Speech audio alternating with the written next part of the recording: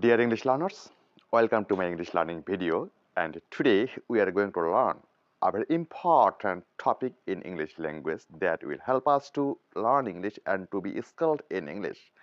The topic is very simple and easy, but if we don't know the rule how to use this topic, we won't be able to solve this problem. So, if we know the rule of how to solve this problem, then it will be very easy to be fluent in English, both in written and spoken. So our today's topic is real past and unreal past. Dear English learners, আজকে আমরা অতি একটি গুরুত্বপূর্ণ topic real past এবং Unreal past নিয়ে আলোচনা করব। Real past বলতে আমরা বুঝি সেই সকল কাজকর্ম যে সকল কাজ অতীতে পুরোপুরি ঘটে গেছে বা হয়ে গেছে, অর্থাৎ আমরা পাস্ট টেন্স তখনই ব্যবহার করে থাকি যখন অতীতের কোনো কাজকে বা বর্ণনাকে বা ঘটনাকে আমরা পুনরায় বর্ণনা করি। যেমন আমরা যদি বলি আমি শিশু ছিলাম, মানে অতীতকালে আমি কিন্তু শিশু ছিলাম, এই ঘটনাটি ঘটেই গিয়েছে, বিধায় এটাকে আমরা পাস্টে বলবো। অপরপক্ষে আনরিয়েল পাস্ট, আনরিয়েল পাস্ট বলতে সেই সকল ঘটনাকে বলবো যেগুলি দেখতে পাস্ট বা অতীতের মতো মনে হবে, কিন্তু ভাবার্থক দিক দিয়ে সেগুলো অতীত নয়।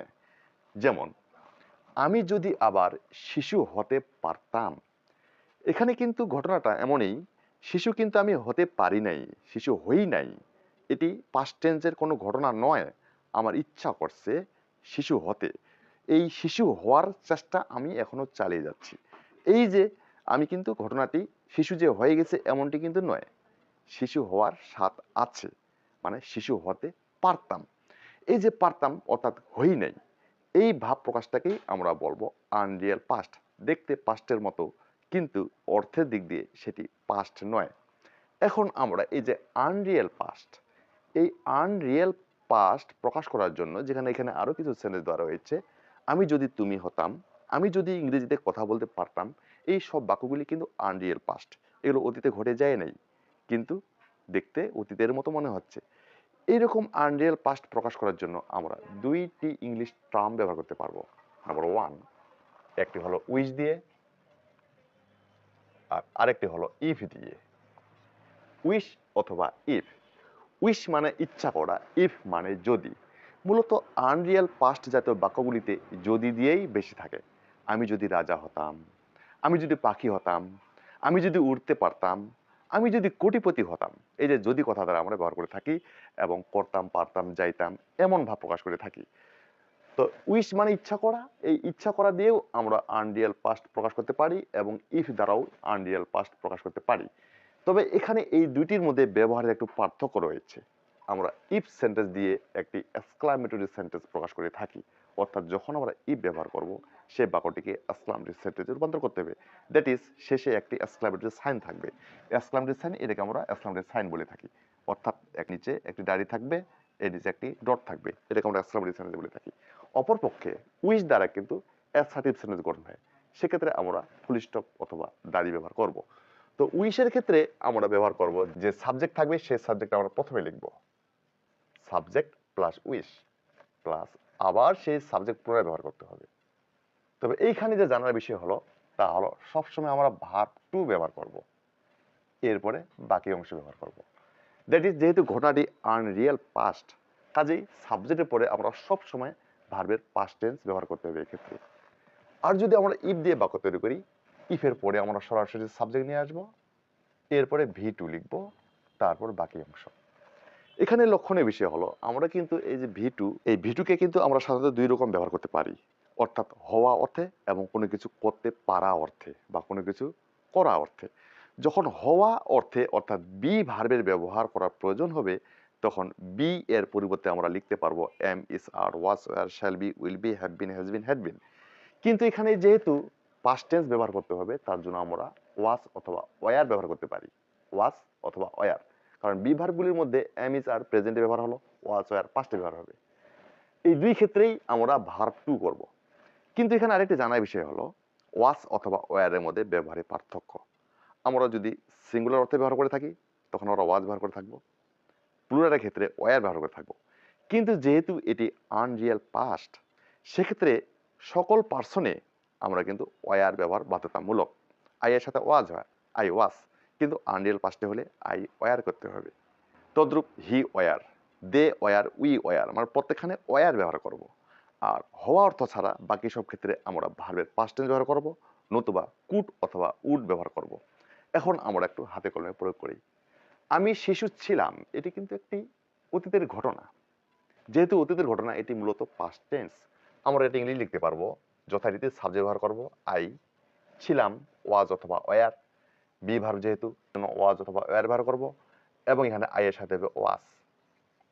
I was a child, I was a child, আমি একজন শিশু ছিলাম। কিন্তু এই দ্বিতীয় বাক্যটা লক্ষ্য করি, আমি যদি আবার শিশু হতে পারতাম, এখানে কিন্তু পারতাম, পারি নাই, হতে পারি নাই, কিন্তু পারতাম। এটাকে আমরা আনরিয়েল পাস্টে এই দুই সূত্রে ব্যবহার করতে পারবো। আচ্ছা, আমরা দুইটা সূত্র দিয়েই বাক্য করার চেষ্টা করি, ইংরেজি করার চেষ্টা করি। প্রথম সেন্টেন্সে আছে সাবজেক্ট, এখানে কে হওয়ার চেষ্টা করছে, কে শিশু হতে চেয়েছিল, এখানে কে শিশু হতে পারতো, আমি, সাবজেক্ট এখানে আই।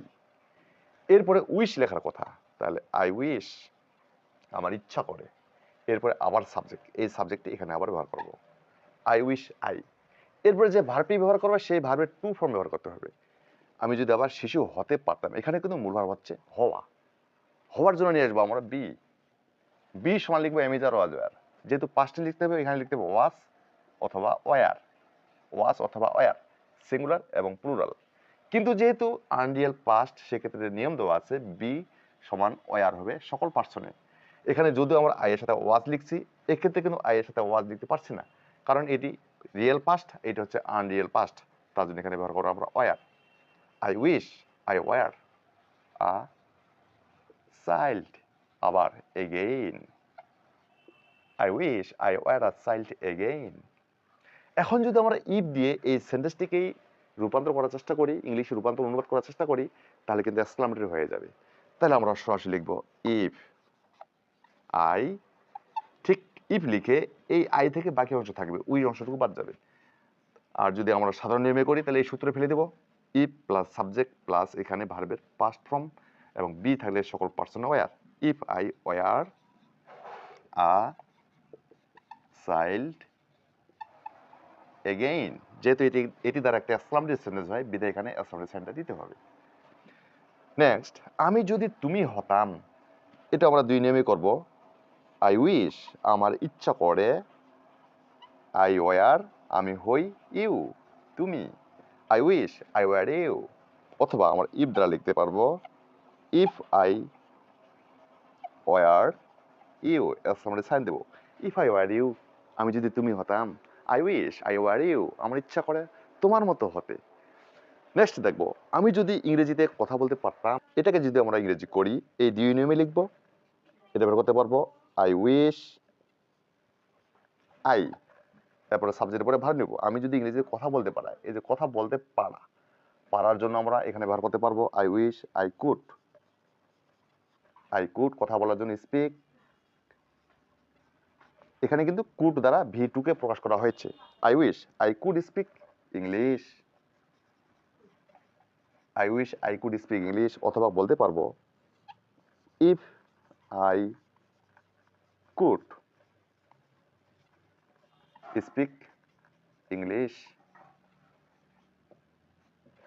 লক্ষণীয় বিষয় হলো, আমি যদি আবার শিশু হতে পারতাম, এখানে পারতাম অর্থ প্রকাশ করার জন্য আমরা ওয়ার ব্যবহার করতে পারি, অথবা এটার পরিবর্তে আমরা ব্যবহার করতে পারবো আই উইশ, করতে পারবো I could B, I could B a child again.